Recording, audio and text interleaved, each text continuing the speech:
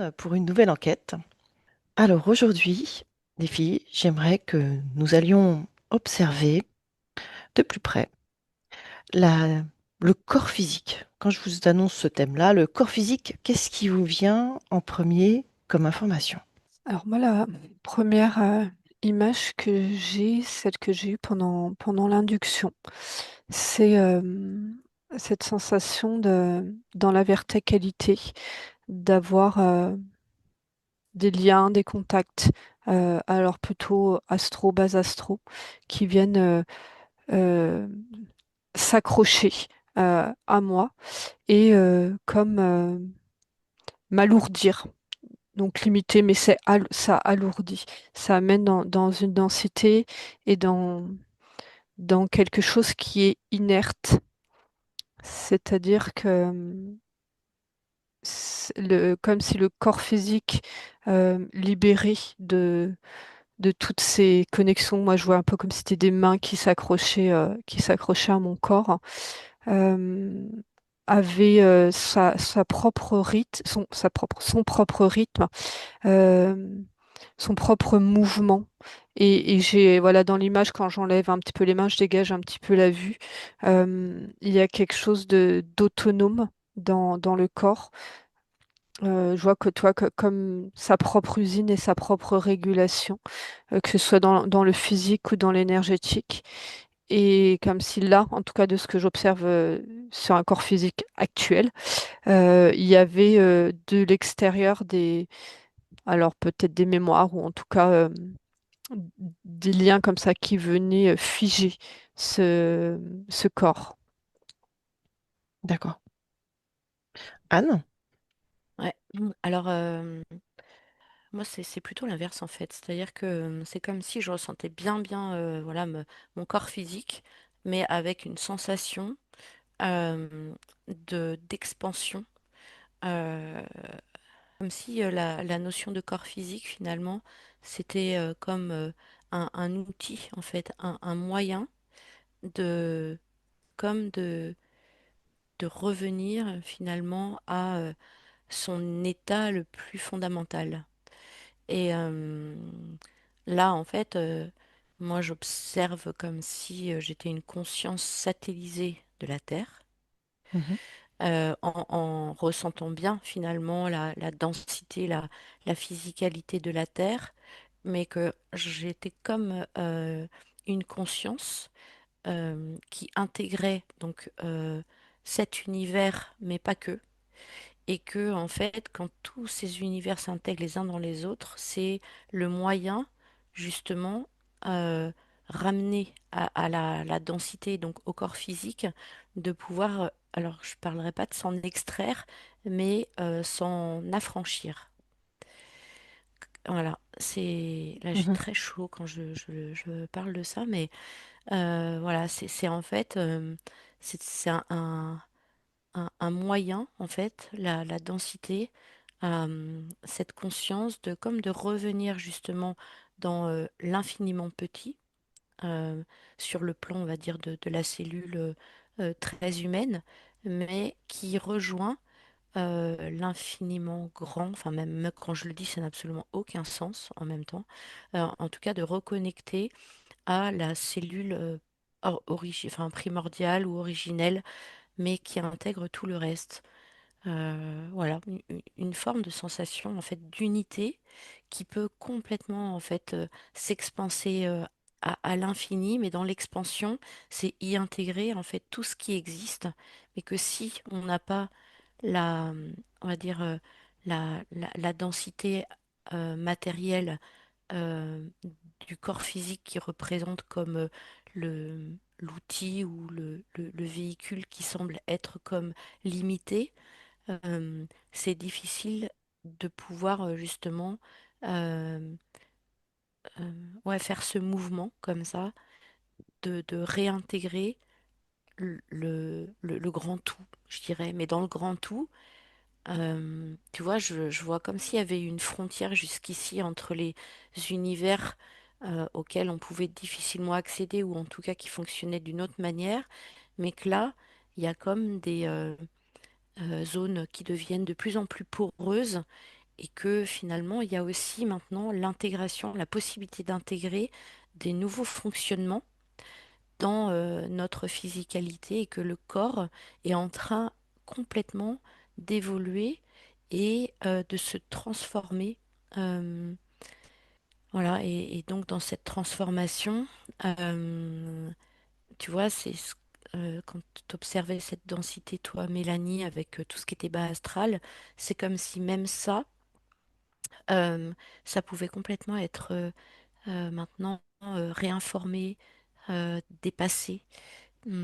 Parce que l'humain, on va dire, est en train comme de changer de version et donc tout l'espace dans lequel il vit sur le plan de la Terre et donc de sa zone, on va dire, d'évolution vitale, mais que maintenant ça peut complètement se dépasser. Je vois vraiment des voiles qui se lèvent en fait, et quand j'interroge ces voiles, ça me parle d'égrégores, de champs de croyances, de mémoire, et que ça, c'était complètement en train maintenant d'évoluer, en tout cas de s'assainir hein, Mhm. naturellement. Voilà. Ok. Ouais, Merci, Anne. c'est intéressant parce que ça me montre un peu comme le mouvement de l'incarnation. Euh, voilà, on a je sais pas comment dire, dans le discours, le chemin de l'incarnation, on parle des chakras, enfin voilà, des passages énergétiques. Et là, ça me le montre euh, du point de vue alors, de la cellule, mais de reprendre place dans la cellule. Alors, c'est un peu complexe.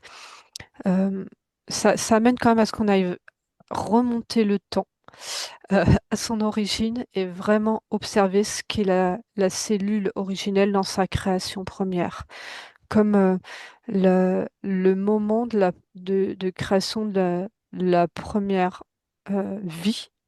Alors, bon, on va dire sur Terre, mais c'est comme si c'était un modèle de création qui pouvait être applicable ailleurs avec plusieurs paramètres en fait. Il y a plusieurs facteurs qui se rencontrent et qui permettent la création de la cellule.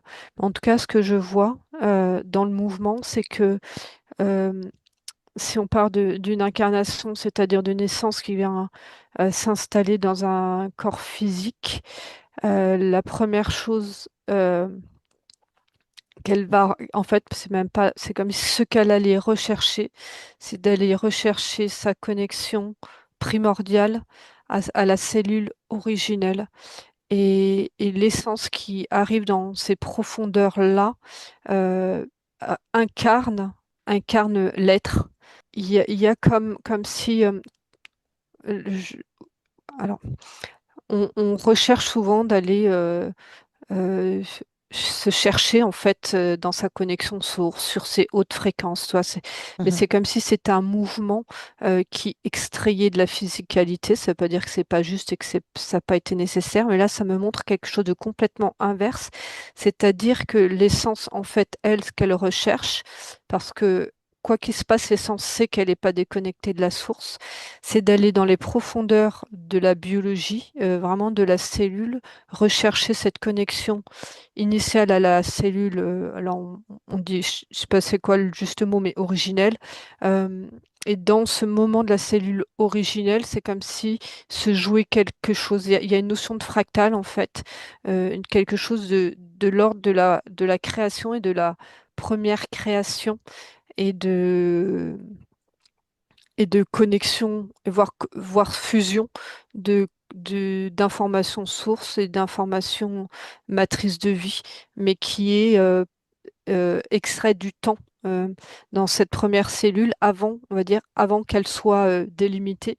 Il y a quelque chose avant d'une rencontre fusionnelle et qui est comme un modèle qui est reproductible et pour cette cellule dans le micro, mais aussi dans des créations d'univers. La création de quelque chose, c'est la rencontre de au moins deux champs d'information et qui, de cette rencontre-là, vont créer et d'un modèle, on crée quelque chose de spécifique. Et là, ce qu'on observe, ça va être la cellule qui amène la vie sur Terre. Ok.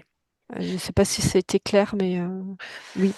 Est-ce que tu peux regarder, prendre un exemple d'une essence qui choisit un corps particulier? Comment est-ce elle va choisir ses caractéristiques, son ADN, sa lignée, tout ça? Tu peux regarder ça?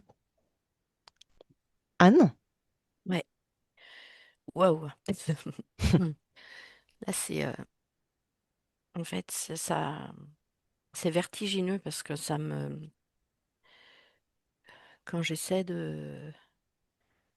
avec la petite humaine que je suis, de faire le chemin inverse pour revenir à l'origine de la création quelque part.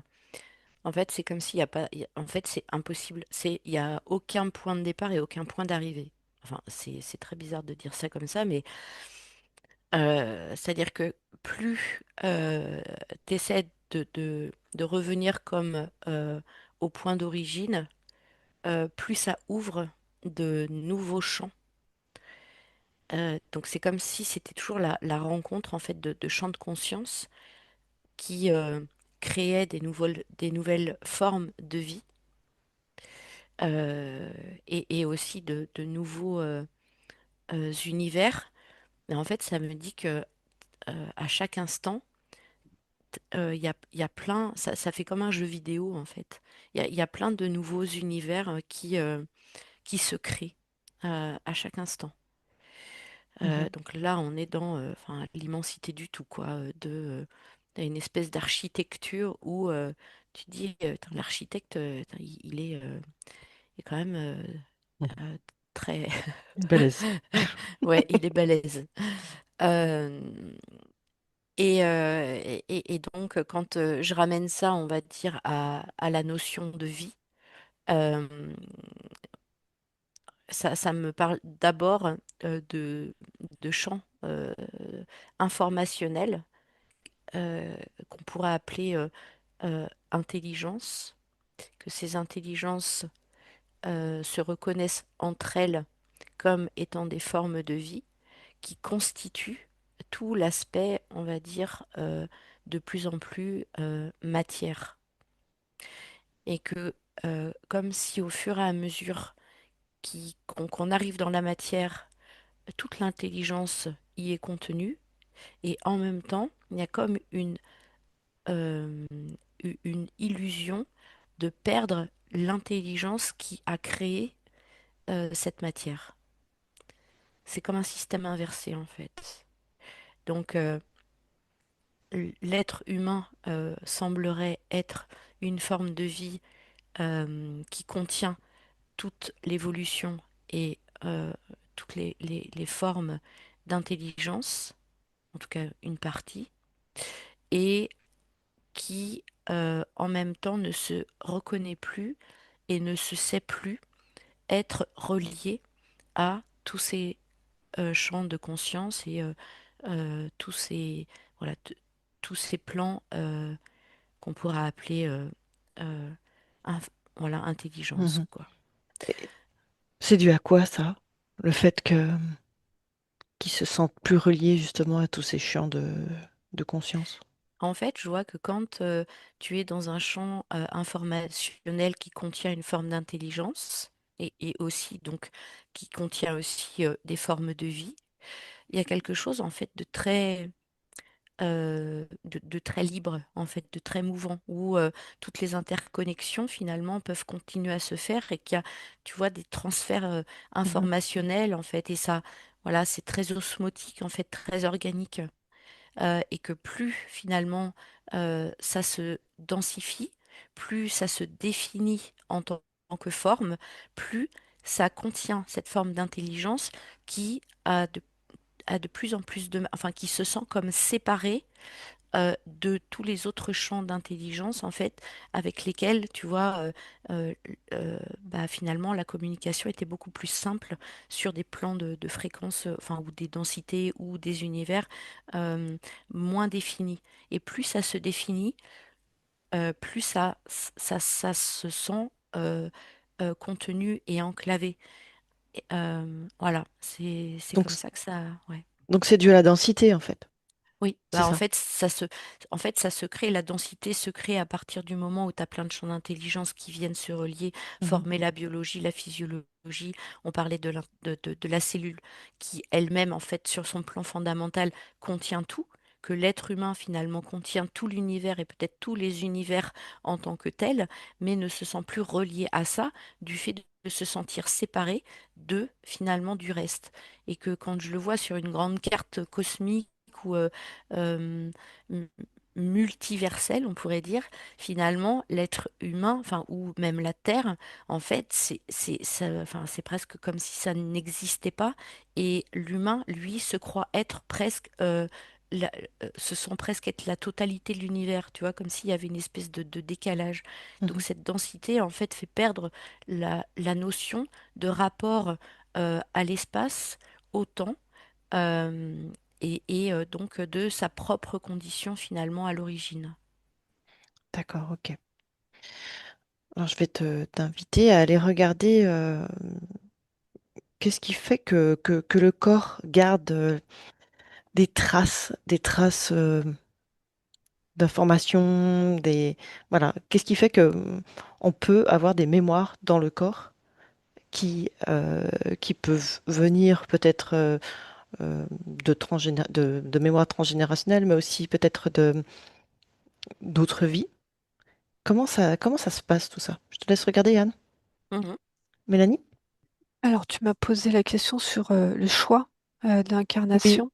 Alors, c'est en fait l'axe d'observation alors qu'on a pris, qui nous est proposé, hein, ça, c'est pas un choix de notre part, donne comment dire, un autre axe de réponse Mhm, dans le sens où le questionnement de est-ce qu'il y a un choix partirait d'une intelligence individuelle et un petit peu humaine, mhm, d'une essence qui joue au jeu des sept familles et va aller faire un choix très individuel. Et là, avec cet axe-là de partir de la biologie plutôt que des sens, toi, je vois comme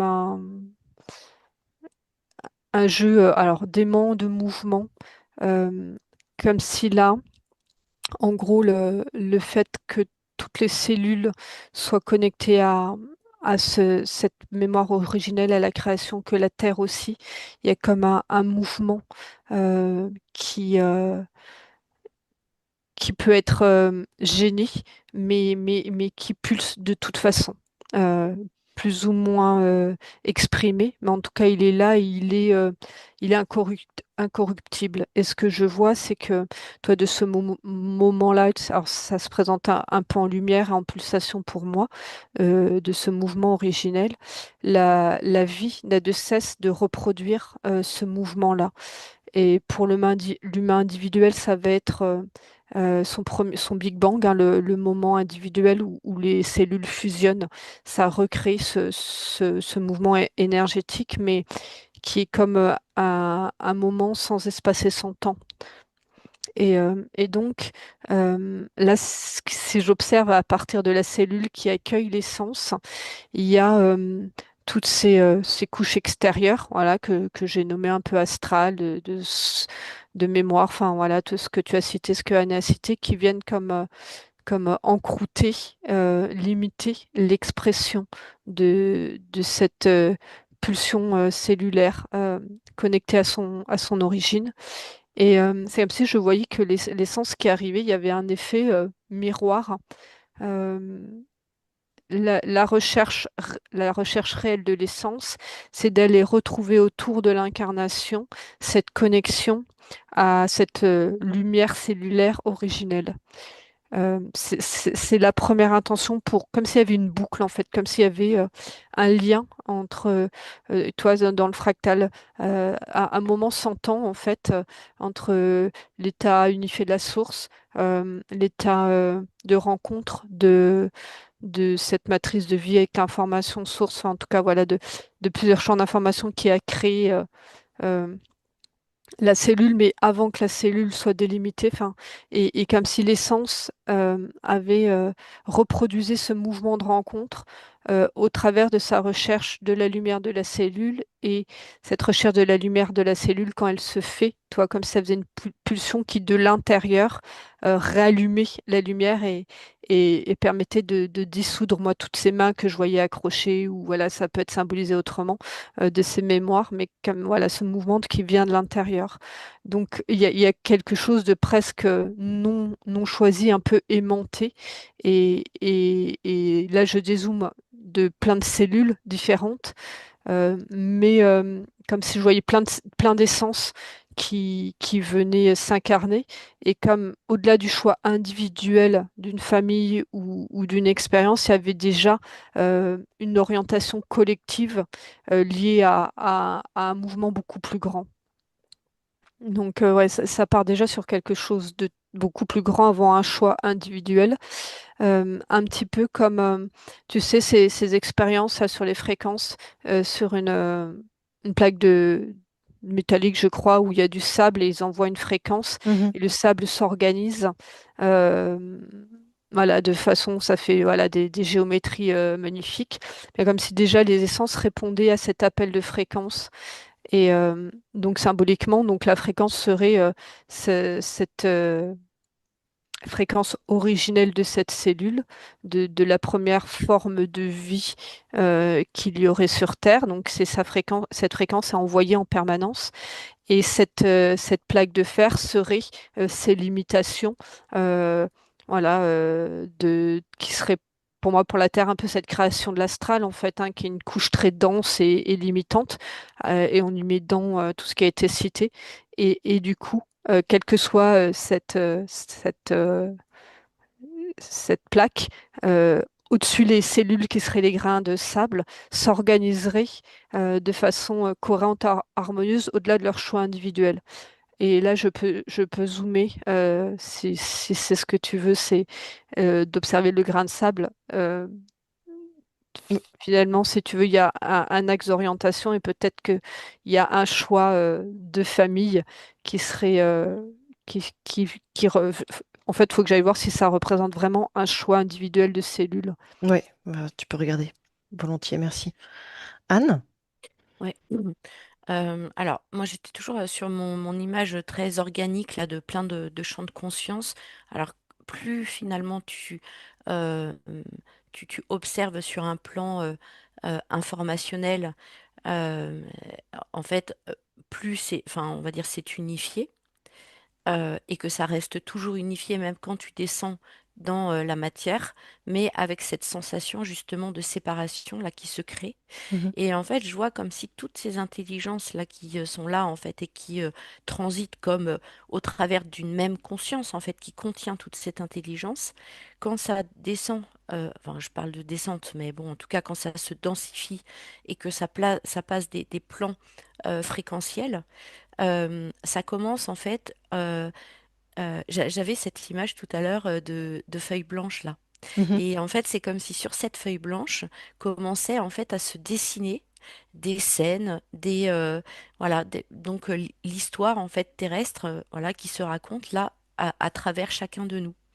Et que à travers en fait ces scènes, euh, quand tu vois, je dézoome, euh, chaque scène, donc chaque personnage, on pourrait parler d'une famille, hein, par exemple, voilà, la mère, la fille, le père, l'enfant ou la grand-mère, ou si on parle de transgénérationnel, ou même d'autres vies, euh, c'est le même plan, on va dire, de cette grande conscience, de cette intelligence qui cherche à se raconter à travers les différents personnages et que sur le plan individuel, finalement, si on revient dans cette histoire de jeu vidéo là, quand tu te prends comme pour le personnage, c'est pour te rendre compte que à travers l'autre personnage, ça t'apprend aussi à observer et intégrer cette intelligence collective en fait qui nous relie tous quand on revient euh, à cette unité,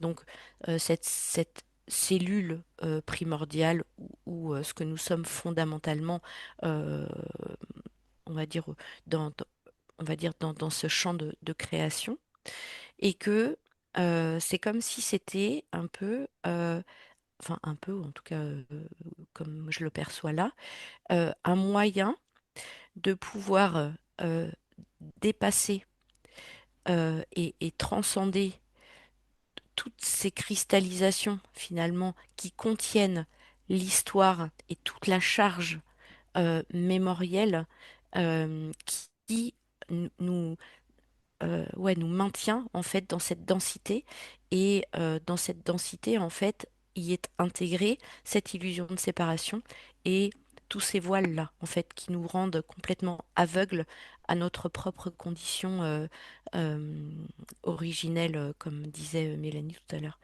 Voilà.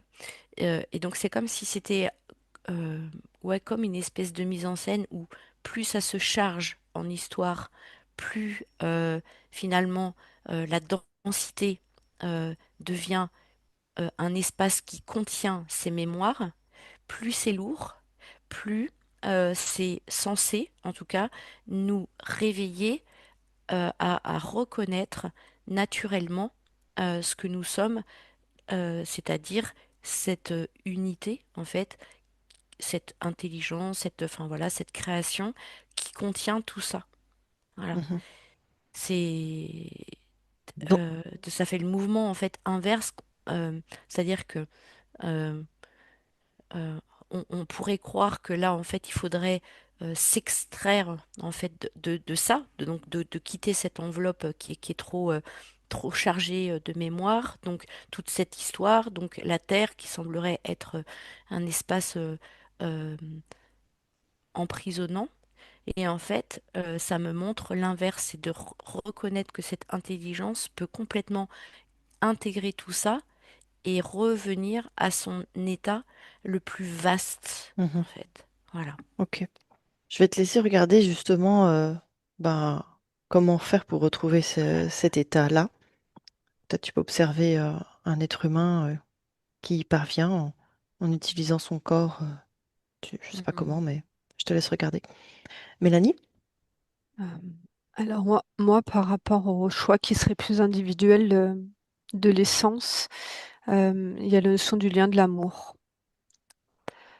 Toi, dans ce que j'ai décrit tout à l'heure sur un mouvement global de Mhm, ces essences individuelles, mais qui sont orientées sur un profil d'incarnation, il y a comme si après se dessiner et que la direction de l'incarnation est orientée par le choix de l'amour.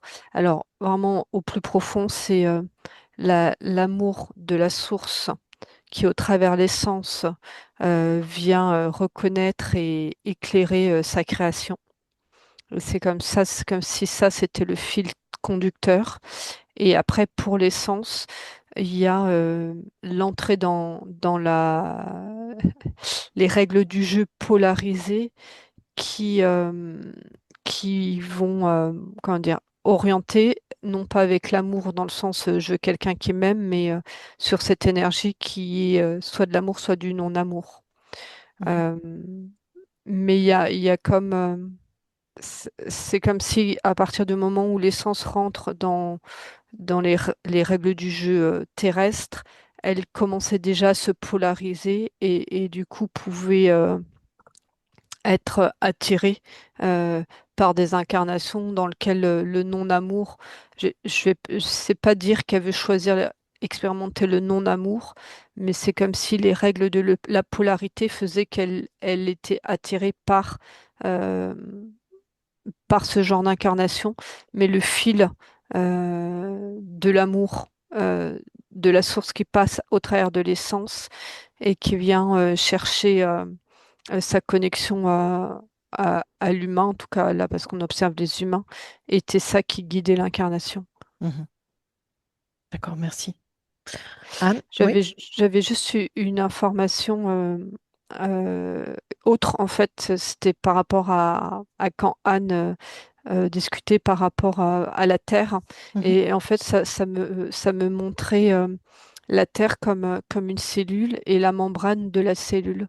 Et toi, c'était la même chose que la première cellule où je te disais au début, c'est un champ d'information complet, une rencontre d'informations et qu'à un moment, il y a une délimitation qui s'est faite au travers de la création d'une membrane qui vient comme mettre un point de départ à quelque chose, mais c'est comme si on retrouvait la même fonction sur la Terre avec une membrane qui l'entoure. Alors, j'ai pas collé. Et, euh, et la membrane, normalement, permet comme ça de contenir et d'être sur un contenant ben, avec un espace-temps, par exemple, pour nous. Mais cette membrane n'est pas poreuse, normalement. Si, enfin, elle doit être poreuse. Donc, c'est-à-dire que c'est pas quelque chose qui enferme, mais il y a une porosité. C'est-à-dire qu'il y a une contenant, mais la communication continue à se faire avec ce qu'il y a à l'extérieur et donc l'interconnexion, comme quand on étudie les cellules, elles sont interconnectées entre elles.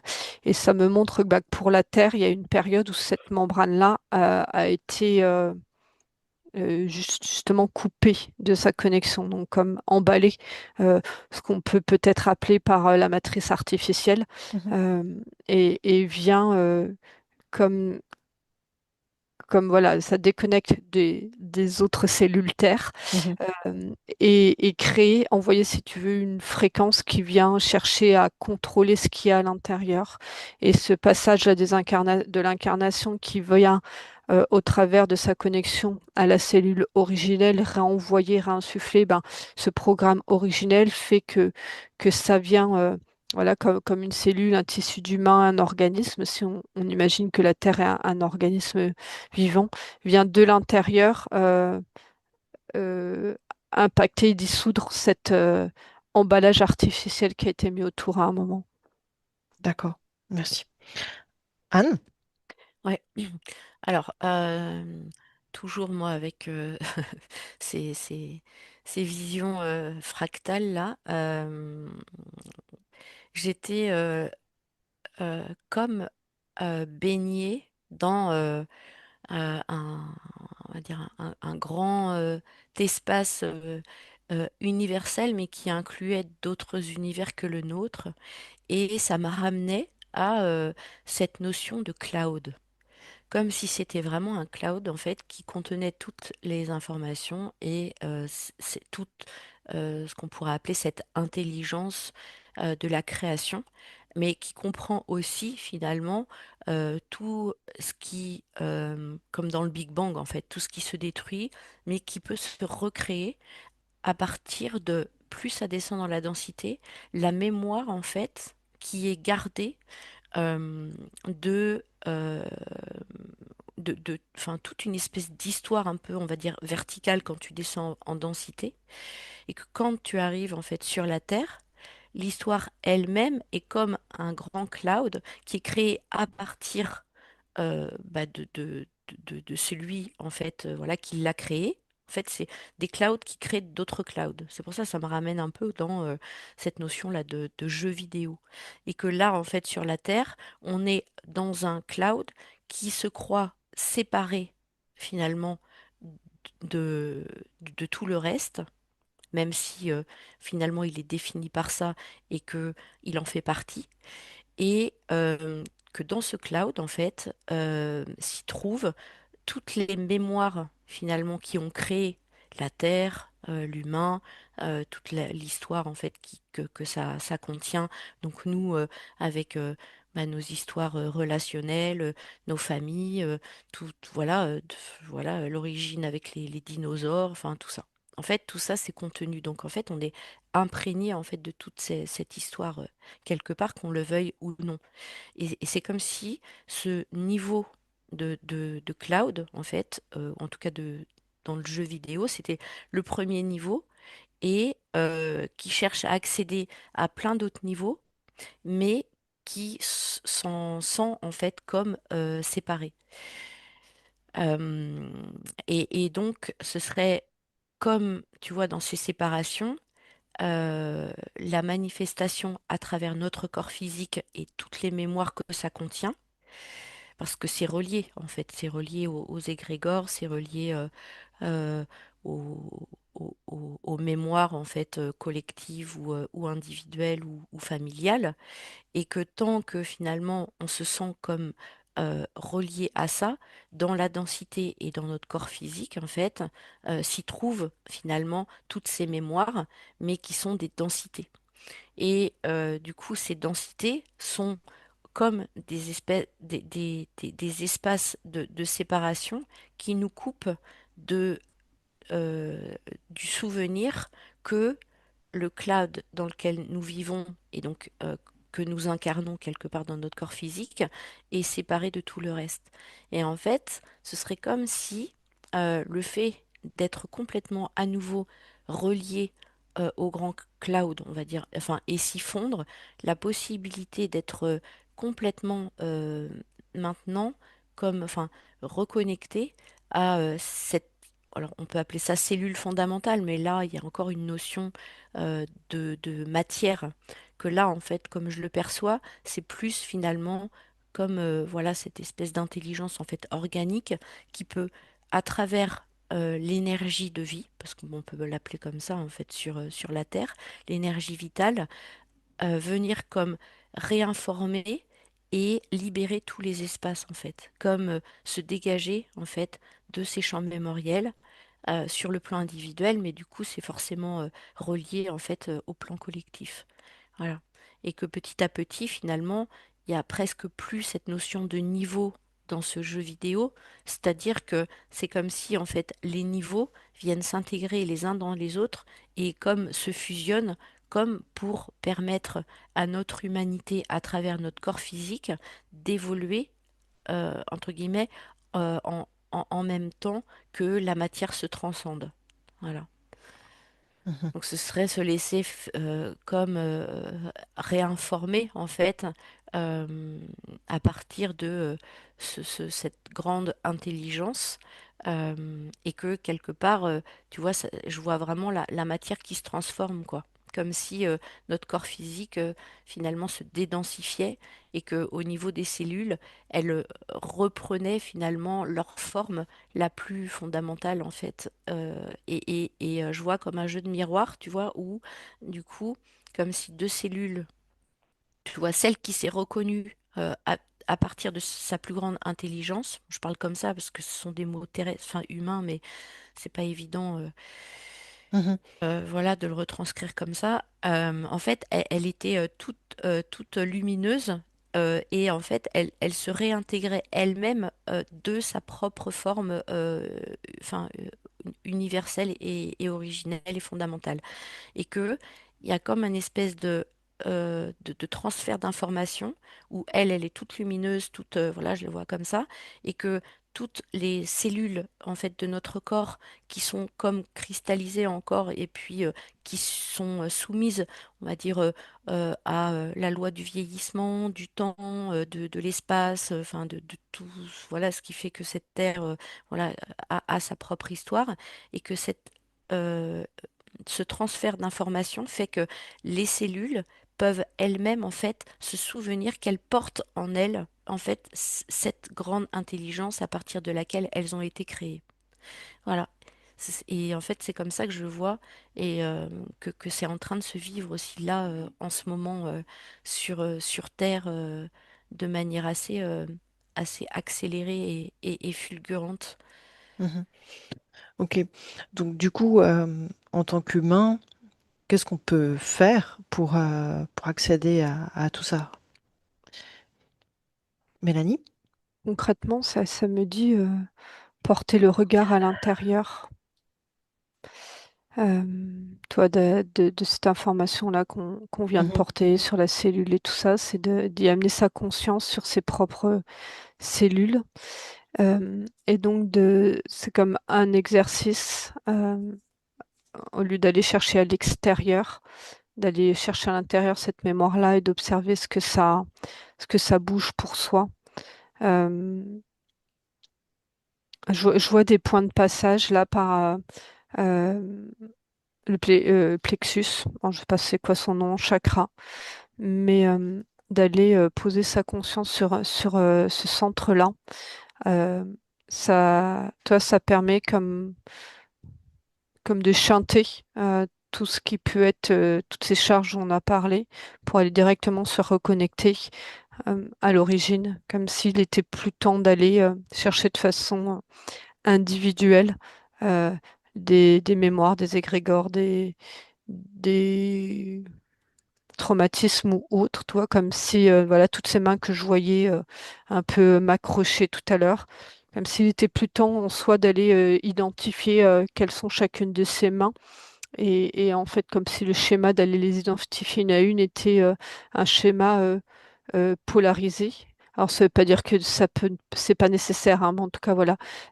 Pour ceux que ça appelle, c'est d'aller observer par l'intérieur. Là, ça montre au travers du plexus cette connexion, alors c'est assez énergétique, hein, avec cette mémoire originelle de la vie, au travers de la cellule, au travers de l'eau de la cellule et de la membrane. Je vois ouais, une observation de cette porosité de la membrane comme si elle contenait, elle, un champ d'information. Mhm. Euh, un champ d'information et en même temps une interface. Euh, Toi, la membrane qui garde à l'intérieur en fait l'information précieuse et qui, au travers de sa membrane, vient laisse passer ou pas le nécessaire comme pour créer un organisme. Mais là, au niveau énergétique, ça va être cette lumière originelle qui vient réinformer toutes les cellules et du coup les libérer en fait des mémoires dont elles peuvent être porteuses ou dont le corps physique peut être porteur. Mhm. Merci. Anne? Bah là, en fait, par rapport à ta question, c'est comme si, euh, en fait, ce que ça a créé là, c'est cette sensation euh, d'être le tout. C'est-à-dire que, alors là, c'est le mental bug complètement.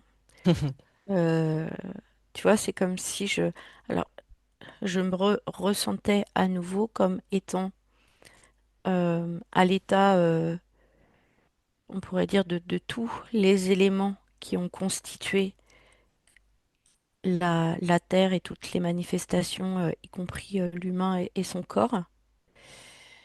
Et que là, ça avait créé comme une espèce de phénomène inverse de dissolution totale.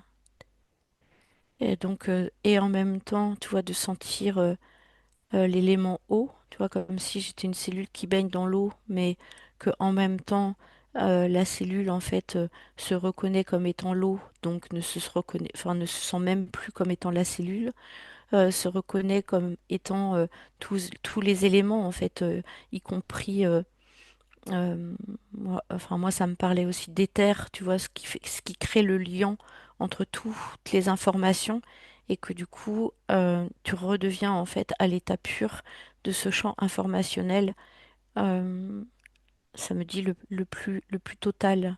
Mhm. Euh, voilà.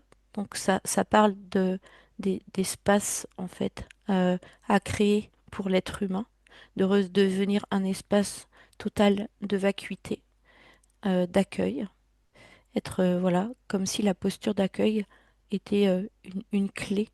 C'est-à-dire qu'être l'accueil en fait, c'est de ne plus croire qu'on peut encore se définir, même si on peut jouer à être défini et à se définir, mais de plus croire que, en fait, on est défini par ça.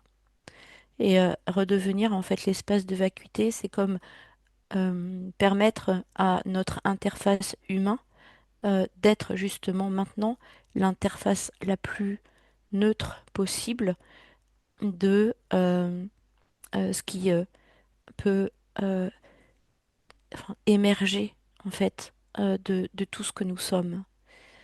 Voilà.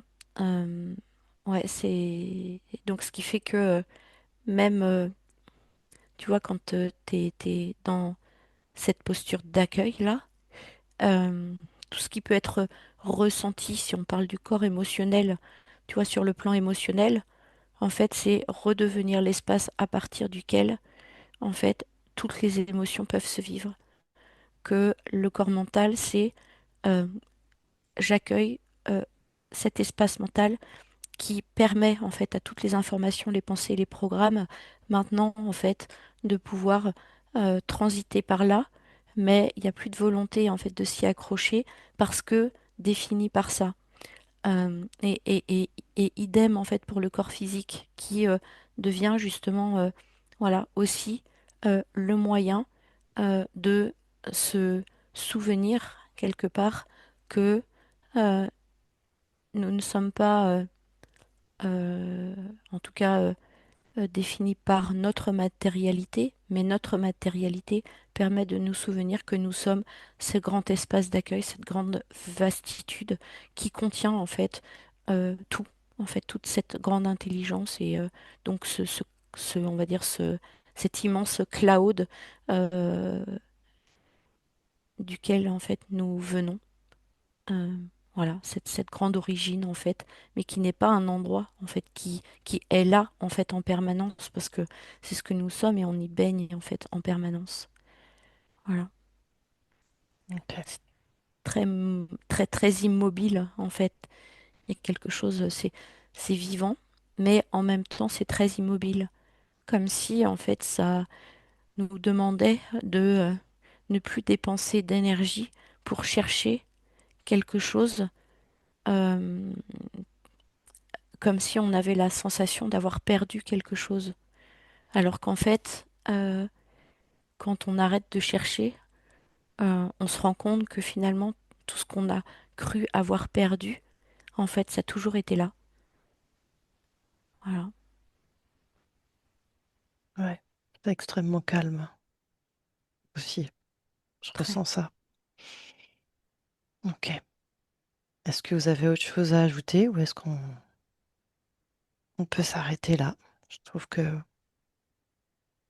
le chemin, le voyage qu'on a fait nous ramène à l'essentiel. Mélanie? Ouais, non, c'est juste comme tu as dit, extrêmement calme. En fait, c'est ce retour au rythme primordial euh, de la cellule, de ce moment où voilà, j'ai décrit un moment, il me semble, toi, là où il y a sa délimitation, mais il y a un rythme, un mouvement. C'est comme si ses propres programmes se mettaient en lien avec l'espace et le temps, mais comme c'est le rythme parfait, et ben, ça amène le calme, un petit peu avec cette image que j'avais de toi sur le balai au début et que tu me disais, est-ce que c'est moi qui bouge ou est-ce que c'est le paysage qui bouge?